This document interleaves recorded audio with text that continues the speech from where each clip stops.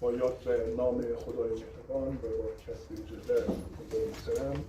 متن پیام ریاست محترم جمهوری رو به همایش ماجرای فکر فلسفی و اندیشه غلام حسین ابراهیمی گیلانی خدمتتون قرائت می‌کنم.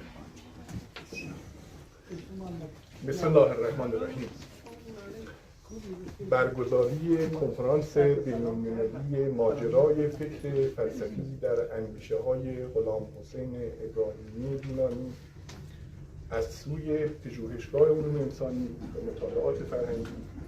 فرصت مناسب و شایسته‌ای برای ارج نهادن و تقدیر از خدمات شایسته این استاد برجسته و مبرز حکمت و فلسفه اسلامی است که آثار بیش از نیم قرن تلاش مجدانه و مستمر ایشان در سپهر علم و فرهنگ و اطلاع ایران اسلامی نمایان است. در زمانه امروز که بحران معنا و هویت بیش از هر دوره دیگری خودنمایی کرده و بیشترین مخاطره را متوجه زیست عمومی بشر کرده است و از دل چنین غفلت هولناکی تاریخ معاصر جنایت‌های بزرگ و تضییع حقوق بشر را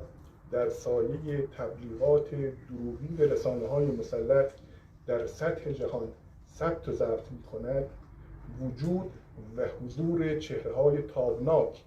و ارزشمندی که همچنان معناگری هویت انسانی را وظیفه خود دانسته و در جهت اشاعه و تبیین آن می‌کوشند بسیار محترم و ارزشمند است. بشر امروز گرفتار غفلت از معنای حقیقی زندگی و ابتلای به مجاز است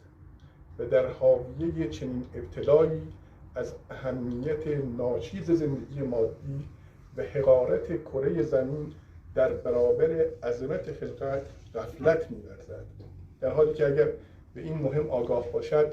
مسیری جز صلح و دوستی و راستی و پاکی را بر نخواهد گزید و دامان خود را به جنگ و کشتار و ظلم آلوده نخواهد ساخت. کلید این آگاهی در بسط به گسترش حکمت، دانایی و معنویت است و راه گسترش حکمت گفتگوست. نیاز امروز ما ترویج و اشاعه گفتگو در سطوح ملی، دینی و جهانی است